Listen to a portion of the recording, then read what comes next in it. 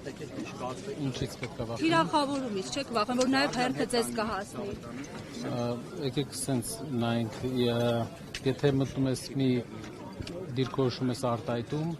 պետք է հասկանաս ամբողջ պատասխանատվությունը։ Չնայած դիրքորոշումը ավելի շատ մարդկանց ճիշտ ուղու դնելու դիրքորոշում էր, բայց բոլոր զարգացումները, ինչպես մենք ասել ենք, մենք պատրաստ ենք բոլոր զարգացումներին։ Ուզում եմ էլի ասեմ, որևէ քաղաքական աջենդա չի մերը, քաղաքական ուղի չի մերը, այս պահին մենք ինչ ունենք, դա մեր եկեղեցուն, թող հանգիստ թողեն իրանք, թող զբաղվեն, եկեք տարանջատում դնենք, պետական կառավարիչները զբաղվեն պետության էֆեկտիվ կառավարմամբ, իսկ եկեղեցական գործիչները զբաղվեն իրենց հոտի հոգևոր կարիքներով։ Պարոն կապիտան, ասում եք քաղաքական աջենդա չի, բայց Փաշինյանի համար ոչ միայն քաղաքական աջենդա է, այլև աշխարհաքաղաքական հիբրիդային անվտանգությունից է խոսում, Արմեն Աբազյանին են փաստացի աշխատանքից ազատում, թեև ասում է պատճառը ամենևին Սամվել Կարապետյանի գործը չէ, եւ այլն եւ այլն։ Այս դիրքորոշումների տարբերությունը կա, իշխանությունները բոլոր սատելիտներով անցել են այսպես ձեզ մրոտելու գործին։ Կարող են անցնել մրոտելու գործին մարդկանց, ուղղակի պետք է հիմք լինի դրա համար։ Ինչը պետք է մրոտեն, օրինակ ես ուզում եմ հասկանամ ինչից են խոսում, մի հատ կարակ ասեք ինչից են խոսում։ Դե ասում են, որ հիբրիդային անվտանգության հարցեր են։ Ինչ է նշանակում հիբրիդային անվտանգության հարցը։ Գուցե ակնարկում են Ռուսաստանի միջամտությունը եւ այլն, որովհետեւ պարբերաբար այդ թեմաներով անդրադարձեր են լինում։ Հայ ժողովրդի մեծամասնությունը ապրում է Հայաստանից դուրս։ Այսինքն Հայաստանում ապրում է 3 միլիոն մարդ, Հայաստանից դուրս ապրում է 4 միլիոն հայ։ Հայաստանից դուրս ապրող հայերը եւս հայեր են ու երբեմն շատ ավելի մոտիվացված ու իրենք էլ ունեն կարծիք իրենց հայրենիքի մասին։ Ասում է այո չեն կարող գալ դրսից ինչ-որ մարդիկ ու ինչ-որ սպառնալիքներ հնչեցնել Հայաստանի Հանրապետության հասցեին։ Իհարկե, սպառնալիքներ պետքա չհնչեցնեն։ Պարոն Կարապետյան, արդեն տուգանել են հեծին 10 միլիոնով տաշիրից ցանցն են փակել, սրա մասով ինչ կասեք, դա որոշ կետ է Ոչ մի բան, նորմալ է։ Պարոն Կարապետյան, ինչ փոխվեց այս իշխանության մոտ, որովհետև դուք նաև այս իշխանության օրոք եք բարեգործական ծրագրեր իրականացրել Հայաստանում, ինչը փոխվեց։ Իշխանության օրոք չենք իրականացրել, այլ իրականացրել ենք մեր երկրում։ Այսինքն չկա իշխանության համար չենք արել, դա արել ենք մեր երկրի համար օգտակար լինելով մեր հայրենակիցներին ու դրա դիմաց չպահանջելով ոչ մի բան։ Այսինքն լսում եմ։ Մի հարց, ասեք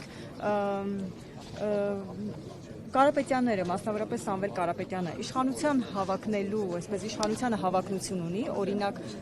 դիտարկում է այնպիսի իրավիճակ, որ հաջորդ ընտրություններին կարող է առաջադրվել ու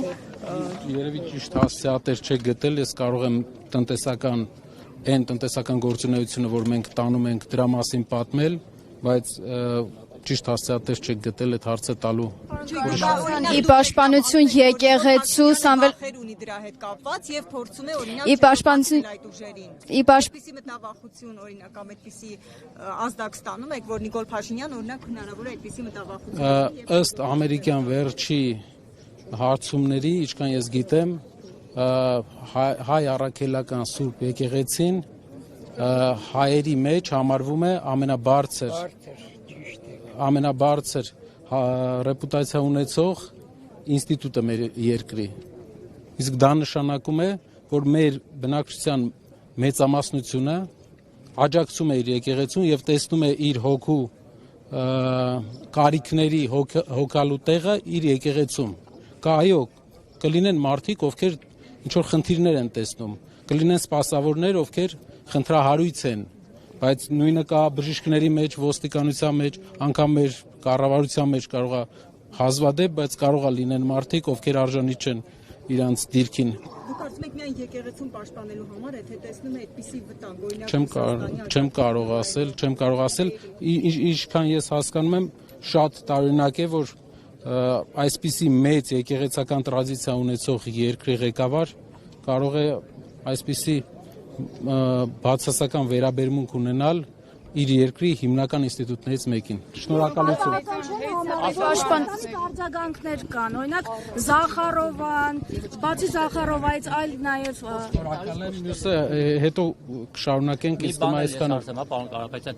ձեր կարծիքով միայն վերջին հայտարարությունն էր ձեր հորեղբոր պատճառը, որ այսպես արշավ սկսվեց ձեր դեմ, թե նախապատմություն այլ հիմքեր ունեն, որովհետև մենք հիշում ենք, որ վատ չէին ձեր հարաբերությունները, Նիկոլ Փաշինյանի հետ, նա ձեր գովում, այսինքն բարերար գործարարներին Սամվել Կարապետյանին, Ռուբեն Վարդանյանին Արցախում դեռևս չհանձնված իր կողմից,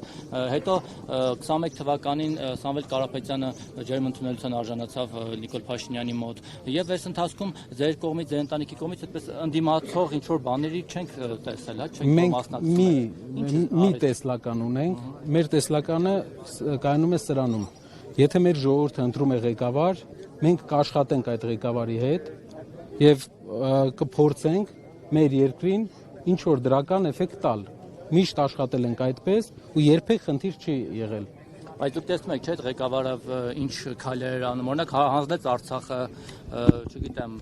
բազմաթիվ այլ հայտարարություններ արեց, Հայաստանի սուվերեն տարածքից որոշ տարածքների նրա օրոք զիջվեցին թշնամուն ու այսպես շարունակ։ Ինձ թվում է բոլորն են տեսնում ու դրա հայելին պետք է լինի ժողովրդի կարծիքը, մարդկանց կարծիքը։ Եթե մեր հայրենակիցները կողմ են, եթե կողմ չեն, ուրեմն կողմ չեն։ Մենք կողմ եք այդ ժամանակ, օրինակ 21 թվականին, 20 թվականին, բայց չեք արտահայտել ձեր դեմքները, արտահայտել ենք։ Դուք երևի չեք հիշում, Սամվել Կարապետյանն էլ, իմ հայրն էլ, Կարեն Կարապետյանն էլ կոչ են արել վարչապետին հրաժարական տալ։ Շնորհակալություն։ Կարապետյան հեծը պետականացնելու հետ